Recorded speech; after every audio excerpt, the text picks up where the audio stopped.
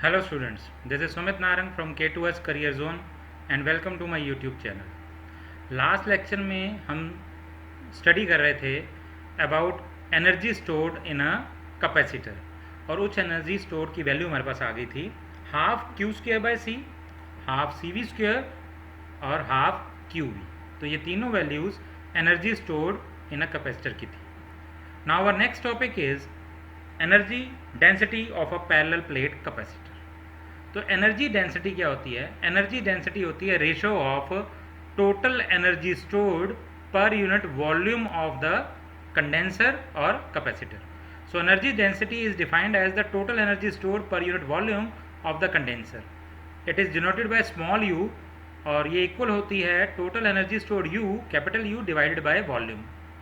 Total energy stored हमने value निकाल चुके हैं, उसकी वैल्यू है हाफ सी वी स्क्वायर। तो हम इधर ये पुट करेंगे, इस वैल्यू को यूज़ करेंगे एनर्जी की half C V square divided by the volume of the capacitor. तो volume of the capacitor is equal to area of the plates multiply by the distance between the plates, तो A into D. तो हमारे capacitor की volume होती है plates के area और उन दोनों प्लेट्स के बीच की दूरी का प्रोडक्ट। तो half C V square divided by A into D. Now for parallel plate capacitor हम C और V की वैल्यू देखते हैं। पैरेलल प्लेट कैपेसिटर की कैपेसिटेंस की वैल्यू होती है epsilon naught A by D, where epsilon naught is absolute electrical permittivity of free space, A is the area of the plate and D is the separation between the plates. तो ये हमारे पास capacitance of parallel plate capacitor की value होती है। और V जो potential difference between the plates होता है वो इक्वल टू होता है electric field between the plates multiply by the separation between the plates, तो E इंटू डी। तो पोटेंशियल डिफरेंस की वैल्यू होगी E इंटू डी और कैपेसिटेंस की वैल्यू होगी epsilon naught A by D. तो ये वैल्यू हम इधर पुट कर देते हैं, हमारे पास आ जाता है half epsilon naught A by D V square that is E square into D square divided by A D. तो यहाँ पे D into D D square हो गया, न्यूमिनेटर में भी डी स्क्वायर है, डिनोमिनेटर में भी डी स्क्वायर आ गया, तो ये कैंसिल आउट हो जाएगा, ए से ए कैंसिल आउट हो गया। तो हमारे पास वैल्यू आ गई एनर्जी डेंसिटी की half epsilon not E square. So energy density of a parallel plate capacitor comes out to be equal to half epsilon not E square, जहाँ पर epsilon not absolute electrical permittivity of free space है और E electric field between the plates of the parallel plate capacitor है। तो ये है हमारे पास एनर्जी डेंसिटी की वैल्यू। हमारा अगला टॉपिक है कॉमन पोटेंशियल। तो कॉमन पोटेंशियल क्या होता है? जब भी दो चार्ज कैपेसिटर को आपस में एक कंडक्टिंग वायर से जोड़ दिया जाता है तो चार्ज एक कैपेसिटर से दूसरे कैपेसिटर में फ्लो करता है। तो जो कैपेसिटर हायर पोटेंशियल में होता है उससे चार्ज फ्लो करके लोअर पोटेंशियल वाले कैपेसिटर पे जाता है और ये तब तक होता रहता है जब तक दोनों कैपेसिटर इक्वल पोटेंशियल अटेन नहीं कर लेते। तो जब ये दोनों इक्वल पोटेंशियल अटेन कर लेते हैं तब फ्लो ऑफ चार्ज रुक जाता है और उस पोटेंशियल को बोला जाता है equal potential. So when two capacitors charged at different potentials are connected by a conducting wire, charge flows from high potential to lower potential till potential becomes equal. तो चार्ज हायर पोटेंशियल से lower potential की ओर move करता है और तब तक करता रहता है जब तक पोटेंशियल इक्वल नहीं हो जाता। The equal potential of the two capacitor is known as common potential. और ये जो इक्वल पोटेंशियल होता है दोनों कैपेसिटर्स का, इसको कहा जाता है common potential. Now suppose C1 and C2 are the capacitance and V1 and V2 are the potentials of the capacitor. तो मान लो दो कैपेसिटर्स हैं, पहले कैपेसिटर की कैपेसिटेंस है C1 और पोटेंशियल है V1, वहीं पे दूसरे कैपेसिटर की कैपेसिटेंस है C2 और पोटेंशियल है V2। तो अल्टीमेटली अभी दोनों कैपेसिटर्स के पास अपना अपना चार्ज है और कितना चार्ज है, तो पहले के पास टोटल चार्ज होगा C1 इंटू V1। तो हमें पता है कैपेसिटेंस जो होती है वो इक्वल टू होती है charge given per unit potential rise in potential. इसका मतलब C होता है Q बाई V, तो Q हो जाएगा C इंटू V। तो पहले के ऊपर कितना चार्ज आ सकता है मैक्सिमम, वो है C1 V1 और दूसरे के ऊपर चार्ज कितना है C2 V2। तो अगर हम दोनों का चार्ज ऐड कर देते हैं तो हमारे पास टोटल चार्ज बिफोर शेयरिंग आ जाएगा। तो पहले पे जितना चार्ज है दूसरे पे जितना है दोनों को ऐड कर दो तो टोटल चार्ज बिफोर शेयरिंग आ जाएगा। अब जब दोनों कैपेसिटर्स को एक कंडक्टिंग वायर से जोड़ दिया जाता है तो चार्ज जो है वो हायर पोटेंशियल से लोअर पोटेंशियल की ओर मूव करता है और थोड़ी देर बाद दोनों का पोटेंशियल सेम हो जाता है। तो मान लो जो दोनों का सेम पोटेंशियल है या जिसको कॉमन पोटेंशियल कहा जा रहा है वो V है, कैपिटल V। तो पहले पे पोटेंशियल कितना हो गया, कैपिटल V, तो उसके ऊपर चार्ज कितना आ गया, C1 इंटू वी। और दूसरे का पोटेंशियल कितना है, उसका भी V पोटेंशियल है और उसका कैपेसिटेंस कितना था, C2, तो उसके ऊपर कितना चार्ज होगा, C2 into V. So total charge after sharing क्या हो जाएगा, C1V प्लस C2V। तो ये है इक्वेशन नंबर 1 हमें बता रही है टोटल चार्ज बिफोर शेयरिंग, और इक्वेशन नंबर 2 हमें बता रही है टोटल चार्ज आफ्टर शेयरिंग। लेकिन चार्ज जो है वो लॉस नहीं होता, इसका मतलब चार्ज जो है कंजर्व है। तो इक्वेशन नंबर 1 में जितना चार्ज मिल रहा है उतना ही इक्वेशन नंबर 2 से हमें चार्ज आना चाहिए। तो total charge before sharing should be equal to total charge after sharing. So equating equation number 1 and equation number 2, हमारे पास क्या आ जाएगा, C1V1 plus C2V2 is equal to C1V plus C2V। तो यहाँ से राइट हैंड साइड से V common निकाल लेते हैं और C1 प्लस C2 को दूसरी साइड पे डिनोमिनेटर में ले जाते हैं। तो कैपिटल V कॉमन पोटेंशियल की वैल्यू आ जाती है हमारे पास C1V1 plus C2V2 upon C1 plus C2। तो ये है कॉमन पोटेंशियल जो दो कैपेसिटर्स अटेन करेंगे after sharing of charge. Now the next topic is loss of energy on sharing charges. जब भी दो कैपेसिटर्स आपस में चार्ज शेयर करते हैं तो वहाँ पर एनर्जी का लॉस होता है। तो अभी हम अगला टॉपिक करेंगे तो उससे हमें पता लगेगा कि जब चार्जेस की शेयरिंग होती है बिटवीन टू कैपेसिटर्स तो उस समय लॉस ऑफ एनर्जी होती है। तो this is an important topic, कई बार हमारे पास एग्जामिनेशन में भी आ जाता है। So when charges are shared by two bodies no charge is loss. तो जब दो बॉडीज चार्ज शेयर करती हैं तो चार्ज लॉस नहीं होता है, तो चार्ज तो कंजर्व रहता है। However some energy is lost in the form of heat. तो कुछ एनर्जी हीट की फॉर्म में डिसिपेट हो जाती है। इसका मतलब there is some energy loss during sharing of charges. So as we know that common potential, हमें पता है कॉमन पोटेंशियल की वैल्यू क्या होती है, C1V plus C2V upon C1 plus C2, ये अभी हमने निकाला है। तो जब शेयरिंग हो जाएगी तो दोनों कैपेसिटर एक कॉमन पोटेंशियल पे आ जाएंगे और कॉमन पोटेंशियल की वैल्यू होगी C1V1 plus C2V2 upon C1 plus C2। Now total energy before sharing, अभी हम टोटल एनर्जी निकालते हैं। तो टोटल एनर्जी पहले कैपेसिटर के पास कितनी होगी, तो पहले कैपेसिटर के पास होगी हाफ C1V1 स्क्वायर। तो हमें पता है, हमने इससे पहले देखो एनर्जी की वैल्यू निकाली हुई हाफ CV स्क्वायर। तो energy in a parallel plate capacitor is equal to half CV square. तो अगर पहले कैपेसिटर की कैपेसिटेंस C1 है और उसका पोटेंशियल V1 है तो उसके पास कितनी एनर्जी होगी, हाफ C1V1 स्क्वायर। वहीं पे दूसरे कैपेसिटर के पास एनर्जी होगी हाफ C2V2 स्क्वायर। तो टोटल एनर्जी बिफोर शेयरिंग, तो इनिशियल टोटल एनर्जी U1 लिख देते हैं। तो U1 कितनी हो गई, half C1V1 square plus half C2V2 square. तो ये total energy before sharing of charges है। Now after sharing of charges, तो जब दोनों कैपेसिटर्स चार्ज शेयर कर लेते हैं तो दोनों का पोटेंशियल सेम आ जाता है, कॉमन पोटेंशियल V। तो पहले के पास कितनी एनर्जी होगी कैपेसिटर के पास, वो होगी हाफ C1V स्क्वायर। वहीं पे दूसरे के पास कितनी एनर्जी होगी, हाफ C2V स्क्वायर। तो ये पहले कैपेसिटर की एनर्जी, ये दूसरे की फाइनल एनर्जी, दोनों को ऐड करेंगे तो हमारे पास आ जाएगा total energy after sharing. Sharing के बाद टोटल एनर्जी कितनी रह जाएगी, U2, वो है half C1V square plus half C2V square. तो अभी हम क्या करते हैं, हम initial energy minus final energy का एक्सप्रेशन निकाल लेते हैं और देखेंगे अगर ये इनिशियल माइनस फाइनल हमारे पास पॉजिटिव आ जाती है कोई टर्म, तो अल्टीमेटली इसका ये मतलब निकलेगा हमारे पास कि U1 जो है वो UT से बड़ी है। अगर U1 माइनस U2 अगर कोई पॉजिटिव टर्म आएगी तो इसका मतलब U1 is greater than U2, इसका मतलब इनिशियल एनर्जी जो है फाइनल से ज़्यादा है। तो इससे हमें पता लग जाएगा कि there is certain loss of energy.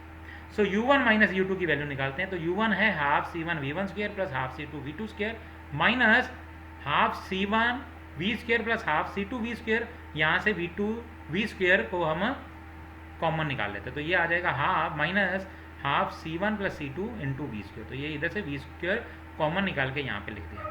और V की वैल्यू क्या है, कॉमन पोटेंशियल की वैल्यू है C1V1 plus C2V2 upon C1 plus C2, तो ये कॉमन पोटेंशियल की वैल्यू हम पुट कर देते हैं यहाँ पे, तो ये आ जाएगी C1V1 प्लस C2V2 का square upon C1 plus C2 का स्क्वायर। तो हमारे पास इधर अगर हम पुट करेंगे तो डिनोमिनेटर में होगा C1 प्लस C2 का होल स्क्वायर, ऊपर न्यूमरेटर में है C1 प्लस C2, तो एक C1 प्लस C2 कट जाएगा, तो डिनोमिनेटर में रह जाएगा C1 प्लस C2, और न्यूमरेटर में जहाँ पर C1V1 प्लस C2V2 का होल स्क्वायर है वो वैसे का वैसा ही रह जाएगा। सो हमारे पास आ गया, after putting the value of common potential V, हमारे पास एक्सप्रेशन आ गया half C1V1 square plus half C2V2 square minus half C1V1 plus C2V2 का whole square divided by C1 plus C2। तो जब ये V की वैल्यू यहाँ पे पुट करोगे तो आपके पास ये रह जाएगी टर्म, क्योंकि C1 प्लस C2 न्यूमिनेटर में, डिनोमिनेटर में C1 प्लस C2 का होल स्क्वायर होगा, तो एक C1 प्लस C2 कैंसिल हो जाएगा, तो न्यूमिनेटर में C1 प्लस C2 अकेला रह जाएगा, और न्यूमिनेटर में C1V1 प्लस C2V2 का होल स्क्वायर आ जाएगा। सो अब इसी को सॉल्व कर लेते हैं हम आगे। तो इधर से एलसीएम ले लेते हैं, एलसीएम हाफ हाफ हाफ तो कॉमन ही है, तो 2 रह गया, और इधर C1 प्लस C2 को हम न्यूमरेटर में एलसीएम ले लेते हैं, तो इन तीनों का एलसीएम C1 प्लस C2 ले लिया, तो C1V1 square multiply by C1 plus C2, C2V2 square multiply by C1 plus C2 minus C1V1 plus C2V2 का होल स्क्वायर। अब इसको सॉल्व कर लेते हैं।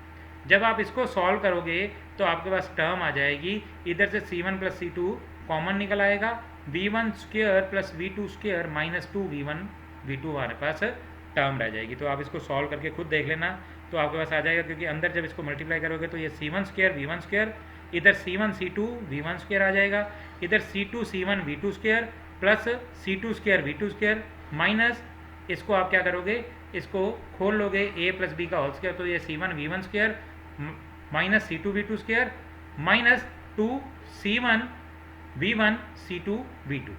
तो अल्टीमेटली इधर जो आपके पास पॉजिटिव था C1 स्क्वायर V1 स्क्वायर, इधर C2 V2 V1 स्क्वायर आपके पास नेगेटिव है, तो कैंसिल आउट हो जाएगा। तो इस टर्म को, न्यूमरेटर की टर्म को आप जब सॉल्व करोगे तो आपके पास टर्म आ जाएगी C1 C2 ब्रैकेट में V1 square plus V2 square minus 2 V1 V2, denominator में 2 C1 प्लस C2 रह जाएगा। तो इधर से हम देखेंगे V1 square plus V2 square minus 2 V1 V2, तो ये इसको क्या लिखा जा सकता है, V1 माइनस V2 का होल स्क्वायर। तो U1 माइनस U2 आपके पास क्या आ गया, U1 माइनस U2 आपके पास आ गया C1 C2 multiply by V1 minus V2 का whole square upon 2 C1 plus C2। तो यहाँ से हमें पता है कैपेसिटेंस की वैल्यू पॉजिटिव में होती है। V1 माइनस V2 हो सकता है पहले का पोटेंशियल दूसरे से ज़्यादा हो, और ये भी हो सकता है कि V2 V1 से बड़ा हो। तो अंदर वाली टर्म पॉजिटिव भी आ सकती है, नेगेटिव भी आ सकती है, लेकिन जब हम उसका स्क्वायर करेंगे तो हमें पता है पॉजिटिव का स्क्वायर भी पॉजिटिव ही होता है और नेगेटिव का स्क्वायर भी पॉजिटिव होता है, तो ये वाली टर्म भी पॉजिटिव ही आएगी। और फिर नीचे 2 इंटू C1 प्लस C2 ये भी पॉजिटिव होगी। इसका मतलब ये राइट हैंड साइड वाली टर्म पूरी पॉजिटिव है। That means U1 minus U2 positive आया, that means it is loss of energy is positive, तो U1 is greater then U। तो यहाँ से हमें पता लग गया U1 माइनस U2 जो है वो ग्रेटर देन 0 है, तो इसका मतलब U1 is greater than U2। तो इनिशियल टोटल एनर्जी जो है वो फाइनल टोटल एनर्जी से ज़्यादा होती है। तो हम ये कह सकते हैं कि when there is sharing of charges between two capacitors there is always certain loss of energy. तो हमेशा कोई ना कोई एनर्जी लॉस होगी जब दो कैपेसिटर्स में चार्ज शेयर किए जाएंगे। Now our next topic is non polar and polar dielectrics. तो नॉन पोलर और पोलर डाइलेक्ट्रिक्स क्या होते हैं? तो सबसे पहले डाइलेक्ट्रिक कौन सा मटेरियल होता है? डाइलेक्ट्रिक एक इंसुलेटिंग मटेरियल होता है जो इलेक्ट्रिक इफेक्ट को ट्रांसमिट करता है लेकिन चार्जेस को कंडक्ट नहीं करता। तो कंडक्ट का मतलब उसके अंदर से चार्ज फ्लो नहीं कर सकते, और फ्लो ऑफ चार्जेस को इलेक्ट्रिसिटी भी कह दिया जाता है, कंडक्टिंग इलेक्ट्रिसिटी भी कह दिया जाता है। तो dielectrics are insulating materials which transmit electric effect without actually conducting electricity. तो इलेक्ट्रिक इफेक्ट को ट्रांसमिट तो कर देते हैं, वो अपने फेस पे इंसुलेटिंग चार्ज तो ले आते हैं, इंड्यूस चार्जेस सॉरी, तो अपने फेसेस पे इंड्यूस चार्जेस ले आते हैं, लेकिन उनके अंदर से इलेक्ट्रिसिटी कंडक्ट नहीं होती है। So there are two types of dielectrics, one is non polar and other is polar. तो नॉन पोलर और पोलर डाइलेक्ट्रिक्स क्या होते हैं? नॉन पोलर डाइलेक्ट्रिक वो डाइलेक्ट्रिक मटेरियल होते हैं जिनके मॉलिक्यूल्स में पॉजिटिव चार्जेस का सेंटर और नेगेटिव चार्जेस का सेंटर कोइंसाइड करता है, मतलब वो एक दूसरे के बिल्कुल साथ में होता है, तो उसको कहा जाता है non polar dielectric. In non polar dielectrics centre of positive charge coincides with the centre of negative charge in the molecule. तो ये अगर मॉलिक्यूल है तो जो पॉजिटिव चार्जेस का सेंटर है और नेगेटिव का है वो दोनों के साथ कोइंसाइड, एक दूसरे के साथ कोइंसाइड करते हैं, मतलब ये दोनों बिल्कुल साथ साथ होते हैं। तो examples of non polar dielectric are benzene, hydrogen, oxygen, nitrogen etcetera. तो ये डाइलेक्ट्रिक्स कहलाते हैं नॉन पोलर। अभी आगे मतलब पता लगेगा हमें कि इसकी क्या इंपॉर्टेंस है। दूसरे तरह के डाइलेक्ट्रिक्स होते हैं पोलर डाइलेक्ट्रिक्स। तो पोलर डाइलेक्ट्रिक्स वो डाइलेक्ट्रिक्स हैं जिनमें सेंटर ऑफ पॉजिटिव और centre of negative charges coincide नहीं करते, वो थोड़ी थोड़ी दूरी पे पड़े होते हैं। तो in this centre of positive and negative charges do not coincides because of the asymmetric shape of the molecules. तो मॉलिक्यूल्स की एसिमेट्रिक शेप के कारण पॉजिटिव चार्जेस का सेंटर और नेगेटिव चार्जेस का सेंटर कोइंसाइड ना करके थोड़ी सी दूरी पे पड़ा होता है। और ऐसे डाइलेक्ट्रिक्स का एग्जांपल है वाटर, NH3, HCl एटसेट्रा। तो एमोनिया गैस होती है, HCl हो गया हमारे पास, और ये हमारे पास एग्जांपल्स हैं पोलर डाइलेक्ट्रिक्स जिनमें सेंटर ऑफ पॉजिटिव चार्ज और centre of negative charge coincide ना करके थोड़ी थोड़ी दूरी पे पड़े होते हैं। तो इसका क्या इंपॉर्टेंस है, मतलब इससे हमें क्या पता लगता है पोलर और नॉन पोलर डाइलेक्ट्रिक में? तो अल्टीमेटली अगर पॉजिटिव और नेगेटिव चार्ज का सेंटर कोइंसाइड ना करके थोड़ी थोड़ी दूरी पे पड़ा होता है तो इन डाइलेक्ट्रिक्स में क्या हो जाता है, अगर इन पोलर में ये अपनी ही एक इलेक्ट्रिक फील्ड बना लेते हैं। तो पॉजिटिव से नेगेटिव की ओर एक इलेक्ट्रिक फील्ड लाइन जाएगी, मतलब ये अपनी एक इलेक्ट्रिक फील्ड बना लेते हैं और उसकी डायरेक्शन ये होती है। तो अल्टीमेटली पोलर डाइलेक्ट्रिक्स में अपनी ही एक इलेक्ट्रिक फील्ड बन जाती है जो पॉजिटिव से नेगेटिव की ओर डायरेक्टेड होती है। Next is dielectric polarization. तो डाइलेक्ट्रिक पोलराइजेशन क्या प्रोसेस है? तो डाइलेक्ट्रिक पोलराइजेशन एक ऐसी प्रोसेस है जिससे नॉन पोलर डाइलेक्ट्रिक्स को पोलर डाइलेक्ट्रिक्स में कन्वर्ट किया जाता है। So the process of converting non-polar dielectrics into polar dielectrics is known as dielectric polarization। मतलब ऐसे डाइलेक्ट्रिक जिनमें पॉजिटिव और नेगेटिव के सेंटर कोइंसाइड कर रहे हैं उनको एक प्रोसेस से नॉन पोलर में कन्वर्ट कर देना, मतलब इनका पॉजिटिव और नेगेटिव के सेंटर को थोड़ा दूर कर देना, इस प्रोसेस को डाइलेक्ट्रिक पोलराइजेशन कहा जाता है। Whenever a non-polar dielectric is held in an external electric field, the center of positive charge in each molecule is pulled in the direction of electric field and that of the negative charge is pulled in the direction opposite to electric field. Therefore, center of positive and negative charges get separated and in this way a non-polar dielectric is converted into a polar dielectric। तो जब भी एक non polar dielectric को एक external electric field में रख दिया जाता है, तो ये तो कोई नॉन पोलर डाइलेक्ट्रिक ऐसा है, तो जब इसको एक इलेक्ट्रिक फील्ड में रख दिया जाएगा तो इलेक्ट्रिक फील्ड क्या होती है, एक तरफ पॉजिटिव और एक तरफ नेगेटिव एंड होता है, तो इलेक्ट्रिक फील्ड पॉजिटिव से नेगेटिव की ओर डायरेक्टेड होती है। तो अगर अंदर नॉन पोलर डाइलेक्ट्रिक रखा जाएगा तो नॉन पोलर डाइलेक्ट्रिक का जो नेगेटिव चार्जेस का सेंटर होगा उसको ये पॉजिटिव साइड अपनी ओर खींचेगा। तो इसका मतलब the centre of negative will be pulled in the direction opposite to electric field. जो ई नॉट आपने एक्सटर्नल इलेक्ट्रिक फील्ड लगाई है ई नॉट, तो इलेक्ट्रिक फील्ड तो इधर होगी इस डायरेक्शन में टूवर्ड्स राइट, और ये नेगेटिव चार्जेस का सेंटर जो है टूवर्ड्स लेफ्ट अट्रैक्टेड या पुल्ड हो जाएगा। वहीं पर पॉजिटिव चार्जेस का सेंटर जो है वो नेगेटिव एंड की तरफ पुल होगा। तो अल्टीमेटली नेगेटिव और पॉजिटिव के सेंटर्स थोड़े थोड़े सेपरेटेड हो जाएंगे, तो ये नॉन पोलर डाइलेक्ट्रिक अब पोलर डाइलेक्ट्रिक में कन्वर्ट हो जाता है। तो इसके कारण क्या होता है, इसके कारण इसके अंदर एक अपनी इलेक्ट्रिक फील्ड जिसको इंड्यूस्ड डाइपोल मोमेंट भी कह देते हैं। तो ये जैसे अब एक नेगेटिव और एक पॉजिटिव चार्ज हो गया तो अल्टीमेटली होता क्या है, अल्टीमेटली ये हमारे पास नेगेटिव और पॉजिटिव के बीच में थोड़ी सी दूरी रहती है, तो ये एक अपने आप में एक ये डाइपोल बन जाता है। जितना पॉजिटिव चार्ज इधर है उतना ही नेगेटिव चार्ज इधर है, मैग्नीट्यूड सेम है, डायरेक्शन ऑपोजिट है, बीच में थोड़ी सी दूरी हो गई, तो ये हमारे लिए क्या बन गया, एक इलेक्ट्रिक डाइपोल बन गया और इसके अंदर एक इंड्यूस्ड डाइपोल मोमेंट आ गया। तो now induce dipole moment P, तो इसको P से डिनोट कर दिया गया, स्मॉल p से, acquired by the molecules may be written as P is directly proportional to, वैसे E नॉट के डायरेक्टली प्रोपोर्शनल होती है। तो यहाँ पर जब हम ये एक्सप्रेशन लिखते हैं इसमें दो कांस्टेंट ऑफ प्रोपोर्शनलिटी आते हैं वैसे, तो जितनी electric field external electric field लगाओगे उतना ज़्यादा स्ट्रेच आएगा नेगेटिव और पॉजिटिव एंड में। तो इलेक्ट्रिक फील्ड की स्ट्रेंथ ज़्यादा होगी तो नेगेटिव का सेंटर ज़्यादा दूरी से खींचा जाएगा, पॉजिटिव का ज़्यादा दूर, तो अल्टीमेटली हमारे पास जो डाइपोल मोमेंट बनेगी, इंड्यूस डाइपोल मोमेंट, वो डिपेंड करती है एक्सटर्नल इलेक्ट्रिक फील्ड। तो P is directly proportional to E naught and there is a one constant proportionality epsilon naught. तो जो हमारी इंड्यूस डाइपोल मोमेंट है वो प्रोपोर्शनल होती है epsilon not E not. Epsilon not क्या है हमारे पास? Absolute electrical permittivity of free space, और E नॉट है जो एक्सटर्नल इलेक्ट्रिक फील्ड लगाएगी। और फिर P equal to alpha epsilon not E not लिख दिया जाता है। तो यहाँ पे अल्फा एक और कांस्टेंट है जिसको कांस्टेंट ऑफ प्रोपोर्शनलिटी कहा दिया जाता है, और इसका नाम होता है एटॉमिक और मॉलिक्यूलर पोलराइजेबिलिटी। तो एटॉमिक और मॉलिक्यूलर पोलराइजेबिलिटी मतलब जो मॉलिक्यूल है उसकी एक ये कैरेक्टरिस्टिक है। तो alpha is a constant of proportionality and is known as atomic और मॉलिक्यूलर पोलराइजेबिलिटी। और यूनिट ऑफ अल्फा हम निकाल सकते हैं, unit of P divided by units of epsilon naught and units of E naught. तो units of P होते हैं coulomb metre, units of epsilon होते हैं coulomb square per newton per metre square, और E naught that is electric field के होते हैं Newton पर कूलम। तो इससे जब हम निकालते हैं तो अल्फा के यूनिट आते हैं मीटर क्यूब। तो अल्फा जो एटॉमिक और मॉलिक्यूलर पोलराइजेबिलिटी है ये कांस्टेंट है, तो इसको कहा जाता है, इसके यूनिट्स होते हैं metre cube. So induced in a non polar dielectric when it is converted into polar dielectrics by the process of dielectric polarization is equal to alpha epsilon naught E naught। तो ये induced dipole moment की value है हमारे पास। आज के लिए इतना बहुत है।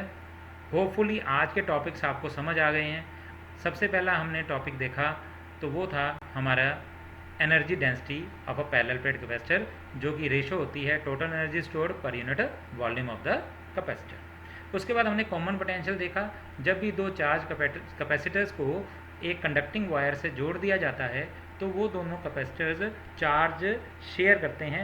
एक हायर पोटेंशियल कैपेसिटर से लोअर पोटेंशियल कैपेसिटर की तरफ चार्ज फ्लो करता है, और ये तब तक करता रहता है जब तक दोनों पे पोटेंशियल इक्वल नहीं आ जाता, और उस इक्वल पोटेंशियल को कॉमन पोटेंशियल कहा जाता है, और उसकी वैल्यू हमने निकाली। उसके बाद हमने देखा कि जब भी शेयरिंग ऑफ चार्जेज होता है दो कैपेसिटर के बीच में, तो कोई ना कोई एनर्जी लॉस होती है इन द फॉर्म ऑफ हीट। तो इसका हमने एक्सप्रेशन निकाला और ये प्रूव किया कि initial total energy minus final total energy जो है, जब इसका एक्सप्रेशन निकाला जाता है वो पॉजिटिव आता है। That means U1 is greater than U2, initial energy is greater than the final total energy, so there is always some loss of energy during sharing of charges between two capacitors. उसके बाद non polar और polar dielectrics के बारे में पढ़ा हमने। तो dielectric वो मटेरियल है, एक इंसुलेटिंग मटेरियल है जो इलेक्ट्रिक इफेक्ट को ट्रांसमिट करता है लेकिन इलेक्ट्रिसिटी कंडक्ट नहीं करता। ये फर्दर दो तरह के होते हैं, नॉन पोलर और पोलर। नॉन पोलर में मॉलिक्यूल्स में पॉजिटिव और नेगेटिव चार्जेस के जो सेंटर होते हैं वो कोइंसाइड करते हैं, जबकि पोलर में ये सेंटर्स कोइंसाइड नहीं करते। इसके कारण पोलर डाइलेक्ट्रिक्स में एक इंड्यूस्ड डाइपोल मोमेंट होती है। डाइलेक्ट्रिक पोलराइजेशन फिर पढ़ा हमने, और डाइलेक्ट्रिक पोलराइजेशन वो प्रोसेस है जिसके द्वारा नॉन पोलर डाइलेक्ट्रिक को पोलर डाइलेक्ट्रिक में कन्वर्ट किया जाता है। तो ऐसा कैसे किया जाता है? एक नॉन पोलर डाइलेक्ट्रिक को जब एक एक्सटर्नल इलेक्ट्रिक फील्ड में रख दिया जाता है तो उसमें नेगेटिव और पॉजिटिव चार्जेस के सेंटर जो होते हैं वो सेपरेटेड हो जाते हैं, तो अल्टीमेटली उसमें एक इंड्यूस्ड डाइपोल मोमेंट आ जाती है। और उस इंड्यूस्ड डाइपोल मोमेंट का एक्सप्रेशन हमने देखा, वो आया हमारे पास P is equal to alpha epsilon not E naught, जहाँ पे अल्फा है एटॉमिक और मॉलिक्यूलर पोलराइजेबिलिटी, एप्सिलॉन नॉट है absolute electrical permittivity of free space, और E नॉट है external applied electric field. Thank you for watching this video. Do like and share my video and also subscribe to our channel. Thank you very much.